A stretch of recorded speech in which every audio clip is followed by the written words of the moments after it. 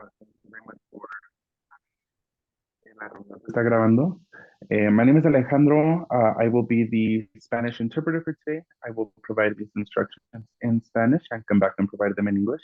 So thank you for your patience. Hola a todos, mi nombre es Alejandro Arrieta, seré el intérprete del español el día de hoy.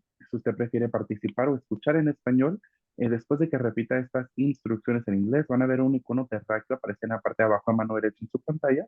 Cuando vean esto, asegúrense de seleccionarlo y escoger el español como su idioma preferido y si es necesario pueden regresar a poner el audio original en silencio. Voy a repetir esto en inglés, de ahí prenderemos la interpretación y les regreso su tiempo para comenzar. Gracias. All right, so once again, thank you for your patience. My name is Alejandro Arrieta, and I will be the Spanish interpreter for today. In this meeting, we want to make sure everybody's able to fully engage in the language of their heart, that we're prepared. So after these instructions, you're going to see a globe icon up here on the bottom right-hand side of your screen. You can then click on that and select English as your preferred language. We will also have a slide deck available in English for folks on this meeting. So turn on the interpretation, and I'll give you all back your time. Thank you.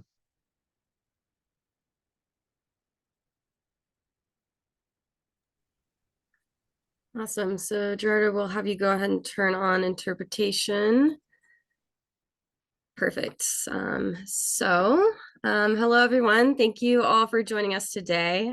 My name is Megan Stansel, and I run the Certifiably Green Denver program that works with businesses to help them reduce their environmental impacts. So this is our fourth webinar of a six-part series to help our businesses understand how they can become more sustainable and learn about opportunities available to you, as well as some best practices. So with that, I'd like to introduce our presenter, Shannon Jan. Shannon works as the Green Workforce Lead for Denver's Office of Climate Action, Sustainability, and Resiliency. She is here today to discuss best practices and resources for employers to create a diverse, equitable, inclusive, and accessible workplace. So with that, I'll go ahead and switch over to you, Shannon. Great. Thank you so much, Megan, and good morning, everyone. Welcome to today's webinar, and I will kick us off with a quick intro. Other than what Megan said about myself, yes, I'm the Green Workforce Lead for the Climate Office, and I am pinching myself every day to have the honor to sit in this role. I get to work on executing CASR's Green Workforce Strategy that really creates and expands quality job opportunities in renewable energy, e-mobility, and natural resource management for our most vulnerable populations in Denver. And so it's important that we're creating and incentivizing policies and programs that really drive quality job demand, and that also those demands align with our climate goals. So happy to be here. Workforce development is a huge passion of mine, and diversity, equity, inclusion, and accessibility are a top priority as well. Let's go on to the agenda slide. So today we're going to talk a little bit about what DEIA is, what are the benefits, how to recreate a culture of inclusion and belonging, as well as understanding where you're currently at in potential practices, and do a quick Menti poll, and then also best practices to take away from the end of today's conversation. I want to instill that DEIA is not a set of tasks or goals. It's really a lens through which our leaders must critically view all decisions. And so this discussion will provide best practices and resources for our change makers when planning for DEIA in the workplace. Also, if you have any questions, feel free to ask anytime during this presentation, and I will try to source them. Otherwise, maybe Megan, if you see any that pop up that are worthy of me stopping and responding to, please holler. I'm happy to do so. Will do. So I have a video here that I like to show everyone. It's from LinkedIn, and it shows real-world individuals have experienced a variety of practices around DEIA, whether they're good or bad. And this will kind of bring a kind of overview of how we're going to dive in a little bit more today.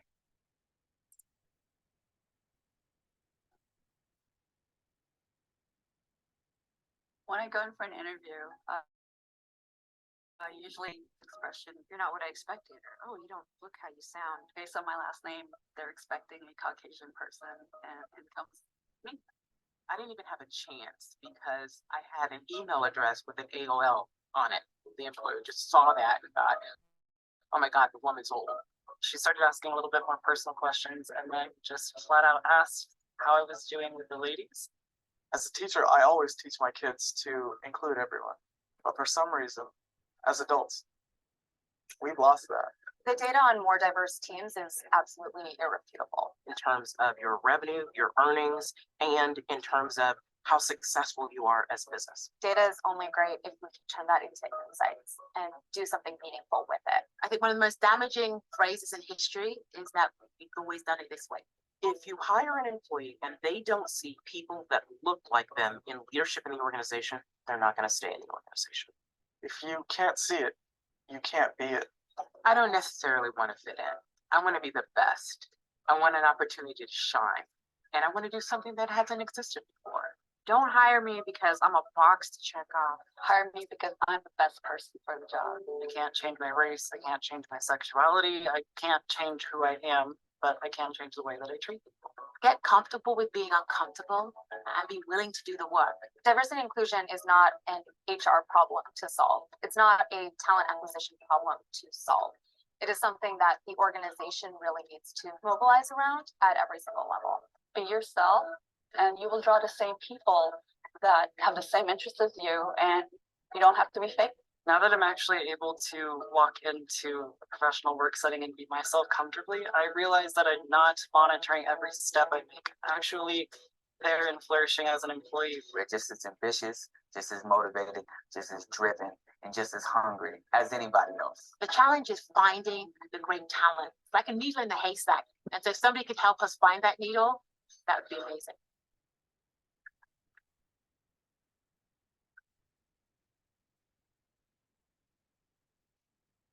So let's work on finding the needle today and find some best practices to share with you and your organizations. To kick us off, what is DEIA? So let's talk a little bit about what each one means. What really comes to mind to you when we say diversity? If you're most people, we often think of it's either race, ethnicity, religion, language, gender, sexual orientation, etc.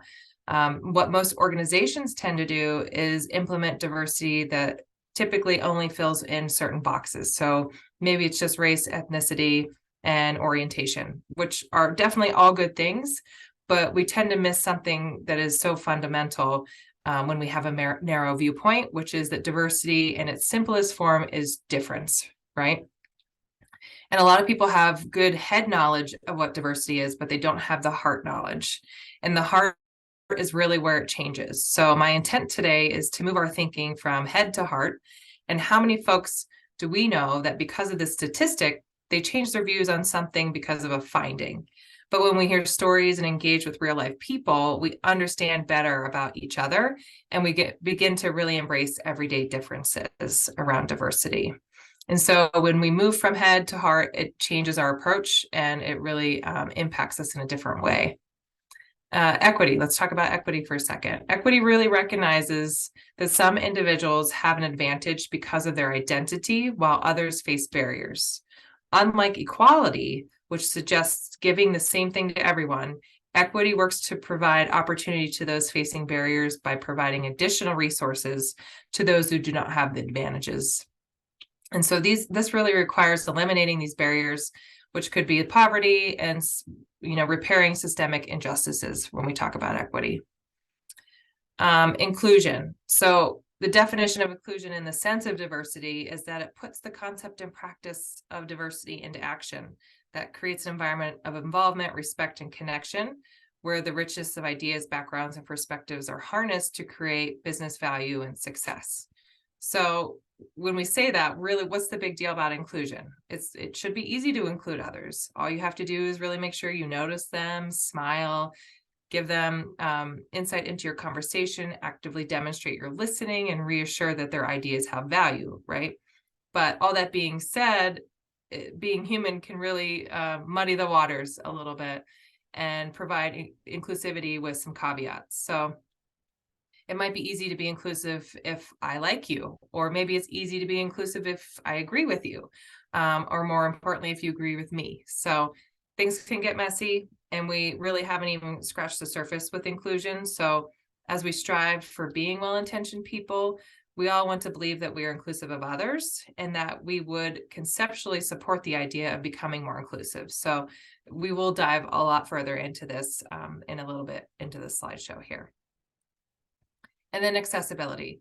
The term accessibility really means design, construction, deployment, development, and maintenance of facilities and technology and programs so that services are impactful and accessible to all people, including folks with disabilities, and that these individuals can fully and independently utilize any of these services once they are procedurally embedded into organizational culture and deemed as best practices, right? So once we understand accessibility, we can have a better overall understanding of the definitions of DEIA, and we'll talk about the benefits of that here on the next slide. This infographic is from Talent Lift, which highlights the 10 benefits of workplace diversity. There's obviously many benefits, but these are some of the ones I wanted to highlight here today. As you can imagine, diverse workforce brings a wide variety of people from different experiences, skills and perspectives, and insights to solve problems together. Diversity really increases innovation and creativity. It also increases strategic thinking because teams of people who come from different backgrounds can draw upon their unique experiences in a wider range of knowledge that spark innovative ideas. So you might also find that your employee relationships are stronger when coworkers can connect on a deeper level based on some of their backgrounds or shared experiences. So a couple of the things to highlight throughout the top whys and benefits are the smart decision making it affords. Diverse groups of employees are pulling again from a wide range of resources and sources and experiences that really helps make more educated decisions. Diverse teams can make up to 87% of better decisions than non-diverse teams, according to one of the studies that I researched. Teams that demonstrate diversity are proven to be smarter, more innovative, and more socially aware. And they really do a good job of highlighting the many diverse benefits of a business experience when you expand into hiring practices. An increase in profits and profitability. Who doesn't love that, right? An ambitious professional is often more attracted to inclusive companies. So this can be a more motivated, efficient worker, and in turn, increase productivity and profitability. According to an Indeed survey, 55% of job seekers say it's very or extremely important to work at a company that prioritizes DEIA. So not only are diverse teams more productive, but diversity benefits also become apparent in your company's profitability. Reducing rates of employee turnover. This is critical in today's labor market. One of the most significant advantages of diversity in the workplace is that employees often feel more comfortable and satisfied in inclusive environments. They also tend to be more loyal and more inclined to stay longer at companies whose value is shown in their contributions and are recognized and respected.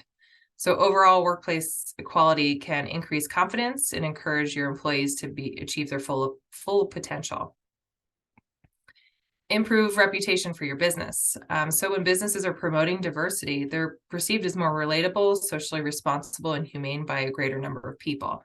And this overall can improve your brand reputation, help you attract a new customer base or enhance existing customer relationships, provide new partnership opportunities, and emerge into new markets. And an Indeed survey shows that 17% of job seekers say inclusivity and diversity displayed in the hiring process is one of the top factors for helping them develop a feeling of positive connection or camaraderie with the company in the interview stage. So focusing on DEIA in the workplace really creates a positive cycle for your business where more diverse employees result in better company culture, which allows you to attract a more diverse pool of top performers when trying to bring in new applicants. All of these benefits are really important to consider when talking about diversifying your workplace. Now let's talk about an inclusive environment. So the diversity is the mix and inclusion is making the mix work. And if you look at this picture, what do you see? You have a few ingredients that independently might be a little boring, but when you bring them all together, you get a really decent lunch and a yummy sandwich, in my opinion. Likewise, when you have a diverse workforce, that doesn't guarantee that you can understand how to make the mix work or how to unlock its full potential. So let's create an inclusive work environment here. First, encourage all your employees to develop and progress professionally. Make them feel valued for their talents. Focus on some perspectives and practices that help them bring their full selves to work. Identify barriers faced by traditionally underrepresented groups and take action to address them.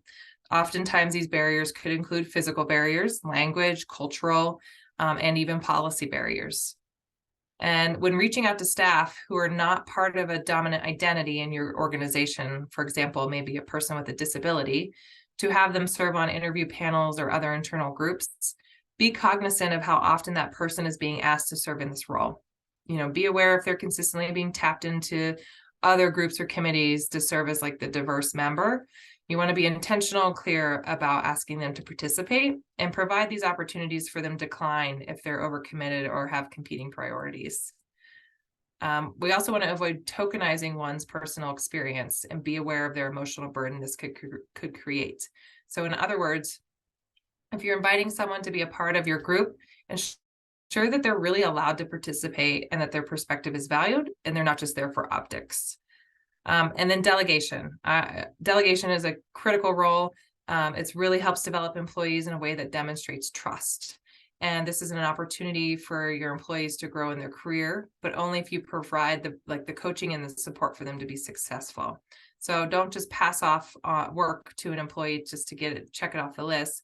Provide the guidance and encouragement that set them up for success. And then also aligning the delegation with their interests, personal and professional growth, lets them know that you're really confident in their abilities and sets them up for success as well. And lastly, inclusive environments are really beneficial when you have leadership sharing personal stories and encouraging others to share their own. And this is a really great strategy, particularly when you want to help people feel like they're in a culture of belonging, which is a great transition into our next slide, because we're going to discuss what a culture of belonging is. So in order to retain and nurture your top talent, it's really critical to take an honest look at the end-to-end employee experience with an eye towards creating conditions that promote inclusion on a daily basis, essentially. And it's been said that diversity is like being invited to the party, inclusion is being asked to dance, and then belonging is dancing like no one is watching. And it's that sense of psychological safety that employees can be their authentic selves without fear of judgment.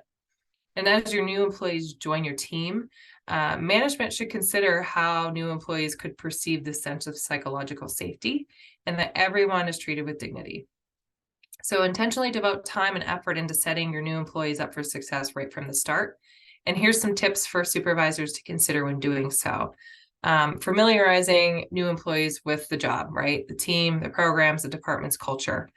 Create agendas or checklists for yourself and for the employee for the first few weeks to the first few months. Be available, block schedules, create time to answer questions, host one-on-ones. Just open up your availability for these employees to know that you're an excellent resource. Communicate opportunities for growth and advancement, professional development. Are there mentor programs involving in projects that really develop interest, things like that. Potentially even pairing individuals with a buddy or someone that's other than the employee's supervisor to help provide additional support to folks in their new role. And then ensure all individuals are given the opportunity to ask for job accommodations or job aids without any stigma or fear of retaliations. So considering all of these best practices, recruitment and onboarding are only part of really that all-inclusive workforce. When retaining employees, we want to think about how you can engage and maximize individuals' time at your organization through providing avenues to build relationships and this creation of a sense of belonging. And providing opportunities for them to see ways to grow and advance their career through professional development and feedback and performance management is also crucial to their success. Next topic will be bias, and how we discuss the important topics of bias is often regarded negatively, honestly. So for the purpose of this webinar, we speak of bias in the context of partially preconceived notions or predispositions. And the reality is the biases come from our brain and our use of lived experience, templates of knowledge, if you will, to really process the information that bombards our senses each and every day. And we have representations about objects or processes and other human beings. And there are two types of biases we often see in the workplace: implicit and explicit. And so what is implicit bias? By definition, implicit bias are those that we carry around without awareness or conscious direction. It's really the result of our brains using schemes to organize information into categories. And so most of the work our brains do occur on the unconscious level. And implicit bias does not mean that we're hiding our prejudices. We literally just do not know that we have them. And so this is important for all members of a team, because without awareness, we cannot know if we're acting on our hidden biases. In contrast, explicit bias means that we are aware and that we have particular thought or feeling. And sometimes it also means that we understand the source of that thought or feeling. For example, and this is one that I have. If you have an explicitly positive attitude towards chocolate, that means you have a positive attitude. You know you have a positive attitude, and you're consciously endorsing and celebrating that preference by eating more chocolate. So, why do both of these types of biases matter? In order to reduce the chance of making poor decisions and supporting your team members to make conscious efforts to reduce and recognize biases, we must take a look at implicit and explicit and eliminate them, or at least lessen them as best as possible. These are some examples of biases or topics that may be explicit, implicit, or both that we often see in the workplace. The first one being first impressions. Many people think they can accurately assess someone within the first few minutes of meeting them. Making your mind up so soon is a bias that really corrupts overall judgment. The halo effect, you may have heard of this, giving excessive weight to one positive characteristic on an individual, sometimes despite several negatives. That's not a great bias to be implementing. Harshness, or the horn effect, is opposite of halo, which lets one negative characteristic overshadow the big picture of a candidate. Nonverbal bias. This is often something that we see happen time and time again, especially in recruitment and interviews. Body language, eye contact, or lack thereof. People automatically expect that individuals need to come to the table prepared and share that one-on-one feeling or impact of their body language. That's not always the case. We need to consider cultural differences that could be.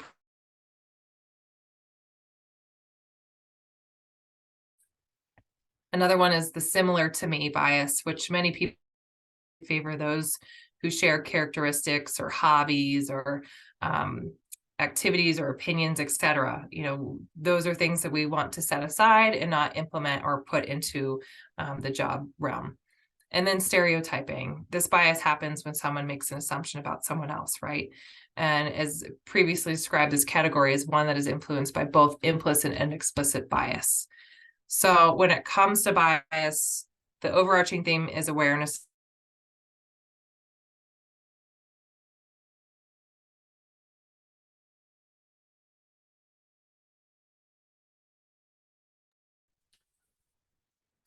Shannon, I think we might have lost you for a second. Sorry about that, everyone. Gotta love technology. We'll see if we can get Shannon back on.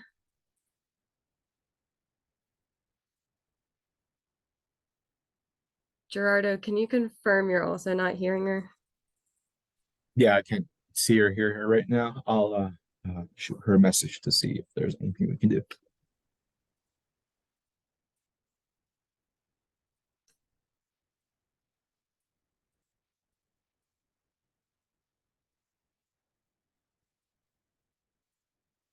Let's see, I think she's gonna try to rejoin us.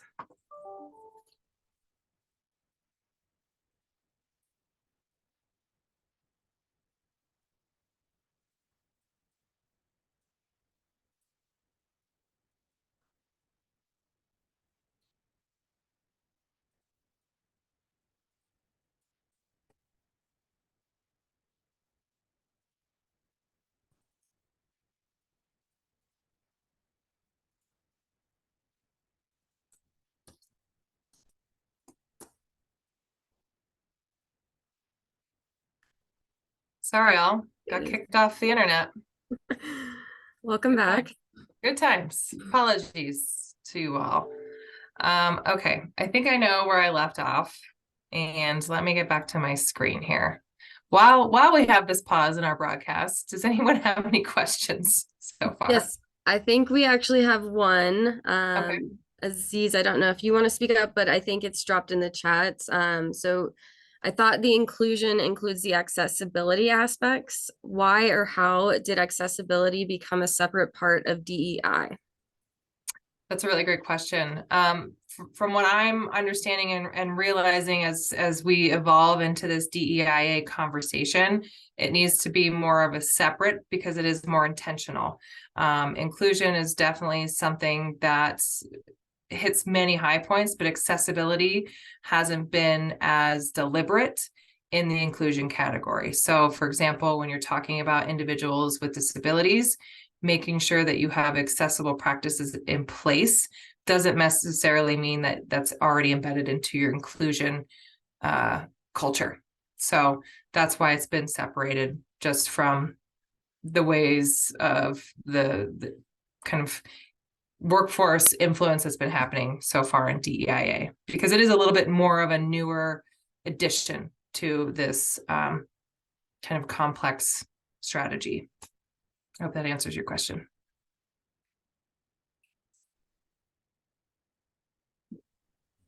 So yeah, I think that's the only question for now. Just Okay. thank you. So if you want to keep going, all you. Okay, so I think I'm wrapping up this slide. So if I repeat myself, I apologize, but try to get back on here. And if my internet craps out again, I will work diligently to get back on. So when it comes to bias, right, awareness is key. And I think when we're talking about understanding our own, we want to do so in a constructive manner. And here are some things that I would recommend doing for yourself and for others on your team, to recognize those biases and work to eliminate and remain aware of them, or at least limit them at bare minimum. Be objective as possible, focus on the content, dispel your first impressions, and then justify your decisions and articulate your rationale behind those decisions. And we know that bias is an unavoidable part of personal and professional life. However, with some training and awareness, you can really do a great job of limiting or eliminating. And this will influence positive results in your hiring and management practices. And so now that we've identified what bias is and how it may or may not impact your judgment, let's talk about how we embrace this into DEIA as a whole. And these are 8 strategies for embracing DEIA in the workplace. First being, start the conversation. It can be really difficult to find the right way to start, but leaders need to open the door and set the tone. And so this will send a message that they care about diversity, equity, inclusion, and accessibility. And then they can also reflect their own experience or that of others to consider what benefits your team may or may not have from doing the DEIA inclusion efforts. And in this momentum, in using this momentum either today or tomorrow and the next day, turn this into an authentic experience to become open and vulnerable with your team on what you want to see. Number 2 is increase accountability and transparency. So without transparency and understanding of what you're doing to increase DEIA efforts, teams aren't going to feel that there's enough being done to make improvements. And continuously being transparent in the conversation really ensures that your efforts are aligning in the most important areas. Develop inclusive leadership skills. Do your leaders know how to be inclusive? Are they aware of their biases? Awareness is an important step, but doesn't automatically lead to action. So we need our leaders to be trained to understand the tools, frameworks, and skills to bridge these gaps. And then teaching your leaders how to create an inclusive environment with blended learning really approaches the leaders' heads and hearts that we talked about earlier. And one thing I encourage you to reflect on is this mantra that great leadership is inclusive leadership. So stick with that if you take anything away today. Notice diversity during discussions and decisions. So anyone can be a victim of unconscious bias. Bias has a very real consequence that can affect hiring decisions, performance management, etc. To embrace your diversity means to pay attention to who's at the table and create a diverse table. Leaders really need to create conditions where diverse viewpoints are represented, be purposeful in seeking out people who have opposing views, delegate equitably, and identify development opportunities for all. Number 5, paying attention to how people are treated. So we're all living in some sort of varied remote or hybrid or in-person work schedule. This poses challenges for DEI efforts. And some minority groups have reported that virtual work can be a relief, with it being a safer place for them with reduced discrimination and microaggressions, whether direct or indirect. Conversely, for introverts, it can be easily to feel lost or unsupported behind the scenes. So we know that there's flexible work offers huge benefits, but it also risks widening the diversity gaps and creating new ones. So looking at ways to embrace diversity, we have to pay attention to how all people are treated in the work environment and increase on focusing that fairness and awareness. Act as a vocal ally, number 6. This is crucial. Being an ally is being a catalyst for change. We've all observed disrespectfulness or exclusionary behavior, but do you intervene when you notice this? Embracing diversity means advocating on behalf of others and creating fair conditions for everyone. And acting as an ally really becomes even more critical when supporting historically excluded groups that face unique challenges. Number 7, reflect and commit to change. Part of enhancing a culture of DEIA requires leaders to look inward, and that can be a hard pill to swallow, but consider your own leadership strengths and opportunities and take action, and using self-insights to make the commitment and ask for feedback as you go along the process to change. And then number 8, building your platform on empathy, feedback, and psychological safety. So taking this action to embrace DEIA requires everyone. It's an individual, a team, an organizational effort. And if socializing this behavior becomes important, be mindful that it can feel uncomfortable at first. And it might be tough for teams to give feedback if this is not already a part of your culture. So on this journey of striving for equity, your teams are likely to be doing their best, but as leaders, we need to spread the message that we can always be doing better. And as leaders, we must role model the behaviors that we want to see in our teams. So we're going to pause and do, sorry, go ahead, Megan. Real quick, just on number 7, curious, any thoughts on reflect versus the term acknowledge? I mean, I think you need to do both. I think it's you reflect on, actually first you acknowledge where you're at in terms of your commitment. Are you there? Are you almost there? Are you way behind? And then you, reflect on how you get it to that next step. Where are we going? We've acknowledged that these are our barriers or improper ways that we're tackling this effort, or maybe we're doing an amazing effort. And then what's the reflection? What are the outcomes? Or is it going in the direction we want to see? So I think it takes both in terms of getting it moving the needle. Thanks, Shannon. We do have another question if we want to go ahead and do that before we open it up. Sure. For the poll, but do you have recommendations on how best to advocate and lead by example with allyship? Sometimes even the ally can be ostracized in certain environments or with certain people. And so really the idea is to create safe spaces for all. But how to begin this is the question. Yeah, that's a great question. There are a lot of resources out there, and I was planning on following up potentially with this group with an email of links to resources that could potentially provide training on allyship even. I feel like that's a step that we need to take for some of us. We can define what it is, but until we really understand it or go through kind of the step-by-step process of becoming an ally, and then also having your leadership team supporting or becoming allies themselves, it's not going to get off the ground fast enough or have that positive impact we want to see with an allyship. So I would encourage you to look at some statewide resources. There's a lot of groups that do amazing work in the DEI space, and they have training or like quick webinars or even YouTube videos on allyship, what it means, and how you can stand up and start making kind of that systemic change. Thanks, Shannon. Yeah. Yeah, we want to move into this Minty. Yes. So full disclosure, there may be a little, technological weirdness, we'll call it, between transitioning from my slides to the Menti. However, if you've not used a Menti before, it's going to be real time. It doesn't take any of your information, so I won't see who's responding to what. But if you could either take a picture of this QR code on your phone, it'll just pop up with the survey right away, or you can type this menti.com link into your web browser, and it will also pop up. And I have it here. Let me see if I can dump it in the chat so it's easier for you all as well.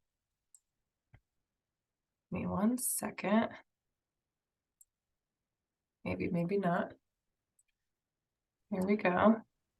Shannon, I just put the Oh, you link. did? Yeah. Thank you so much. I really appreciate that. Okay, so here we are. Let's get to this visual screen here that you can see that I'm sharing, or maybe not sharing. Am I still sharing? Can you see it? Yep, perfect. Yes. Yep. Excellent. Okay, great. So question number 1, are you actively engaged in improving your leadership skills, attitudes, and acknowledge especially as related to DEIA? Yes, no, somewhat. And doesn't mean that any of these are wrong. It's just that, it's an acknowledgement that we need to make an effort and do better. Sorry, 1 second here. Need to advance the questions.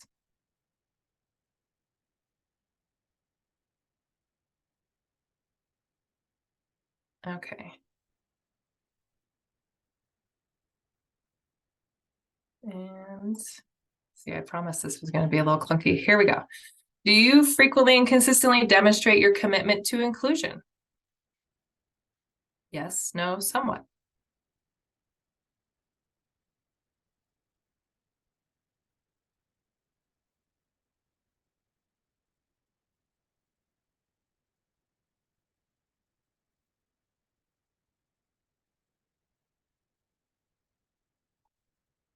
Does your team reflect diversity in its demographic makeup, background, and perspectives?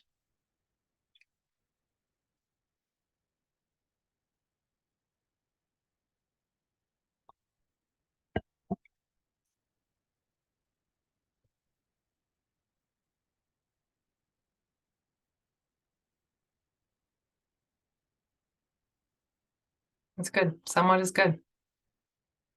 Better than no. Do you solicit feedback from those whom you manage or lead about how well you're helping them perform their roles and to traverse their career?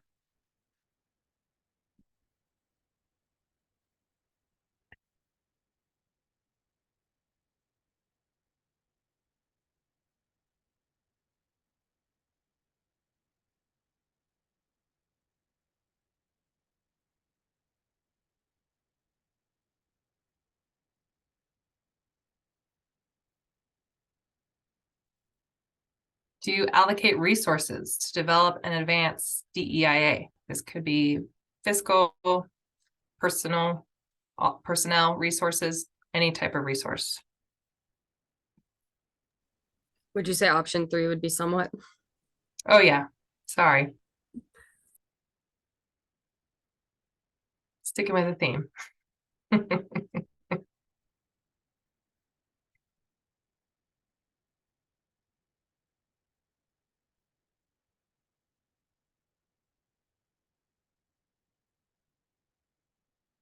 Do you encourage individuals, especially those from underrepresented backgrounds, to provide their unique perspectives?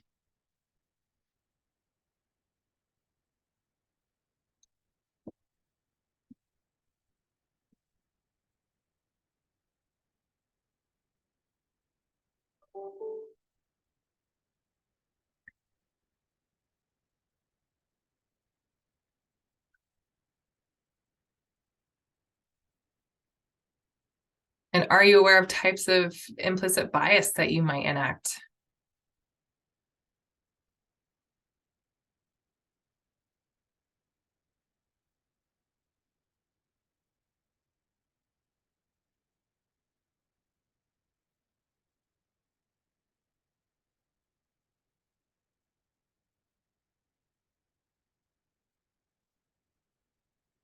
Do you provide or support a variety of professional development opportunities from those who you manage or lead?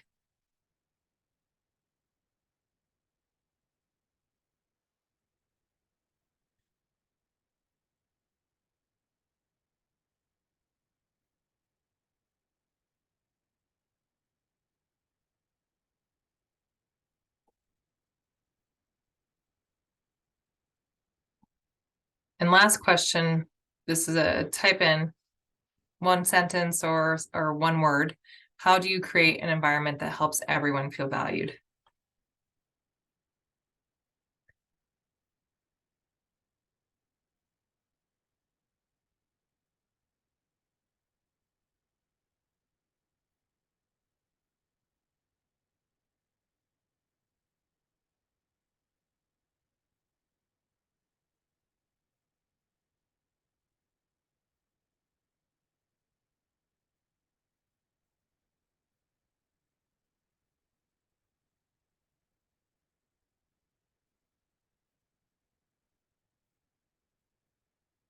Collaboration is definitely key.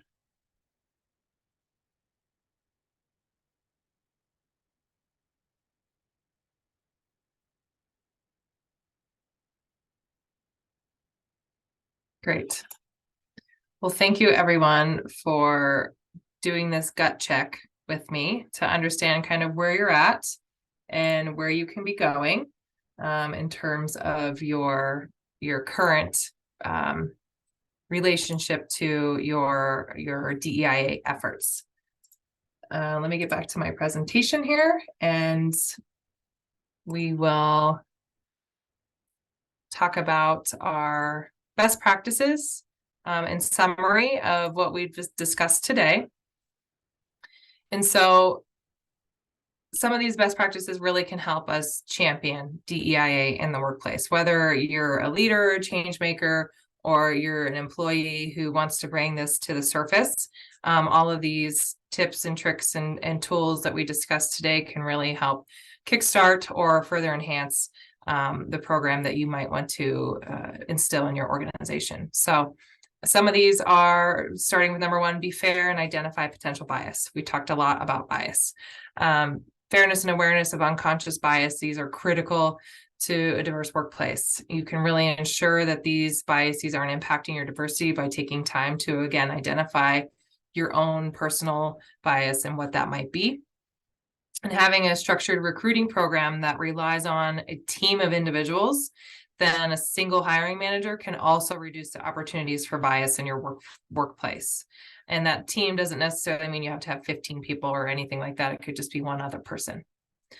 Value all of your employees equally. So employees who are valued feel a greater sense of responsibility and connection to their company. They're more productive, innovative, and they try harder to contribute. So consider starting an incentive program, recognize the employees for their hard work on a regular basis, or provide letters of appreciation to show your support, or kudo cards, anything that really elevates the respect and value you have for their unique contributions. Promote opportunities for career advancement. Really and truly, opportunity is one of the primary factors candidates consider when making career moves. And according to another Indeed survey, 24% of job seekers said they start searching for a new job because there was no room for growth at their current company. So by offering clearer pathways for career advancement and fair and equal growth opportunities really helps you retain and promote that opportunity for advancement. Educate your workforce on diversity and enforce the respect around DEIA efforts. And so eliciting best practices and what these benefits are of DEIA in the workplace needs to be shared with all of the humans that are interacting at your organization. Consider holding webinars or online trainings, guest speakers, etc., to get this conversation going and ongoing. And then also encouraging discussions around new ideas to create this culture, inclusivity, and belonging at your company. Collaboration was one of the topics on the word bubble. So again, supporting workplace collaboration, because there's so many perspectives and opinions that are involved in a diverse workplace. It can sometimes be difficult to achieve cohesion without that collaboration. And it really strengthens the social bonds that can boost unique powerful, boost a unique power of a unified, diverse workforce. Offer flexibility and respect all beliefs equally. So flexible work locations and hours, if possible, to support a better work-life balance, and really helps attract more diverse and qualified applicants. And it's also important to be aware of the different religious and cultural holidays that exist. So ensuring, consideration of offering a floating holiday that allows employees to substitute a public holiday, potentially with another of their choosing, is important. And then implementing a recruiting strategy for diversity. So instead of relying on educational backgrounds and work experience alone, consider implementing a personality assessment during the hiring process to really get a feel for a candidate's personality and how to diversify your company culture from that. Make recruiting strategies appealing for a wide variety of people as well.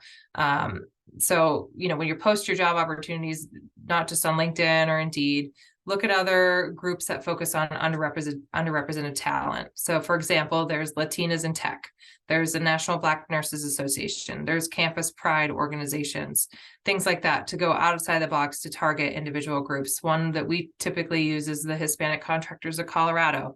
There's a lot of groups out there that you could put your openings out to. Offer internships to underrepresented groups. Highlight your commitment to diversity, equity, inclusion, accessibility on your website, especially in your career jobs section.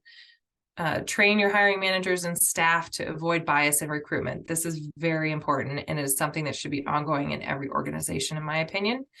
And then also encourage your employees to make diverse referrals. Sometimes the best people we get are those that have experience with others on the outside. So all of these tips and tools combined could help your organization be a real successful DEIA workplace. And I wanted to say thank you for your time today. And if you have any questions, feel free to start shooting them at me, or you can reach me offline. My email is here on this slide. So thank you. Thanks, Shannon. And yeah, I think it would be great if you could pass along those different resources and tools, especially if there's any trainings available for employers, whether or not that's for leadership, for hiring committees, just overall staff. I think that would be really helpful. Absolutely. Cool. Let's see, I think we are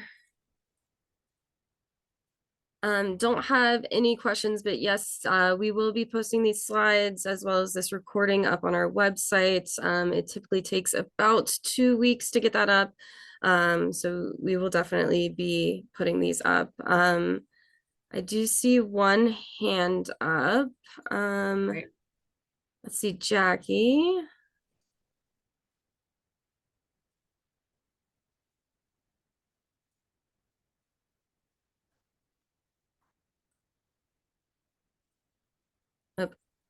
No.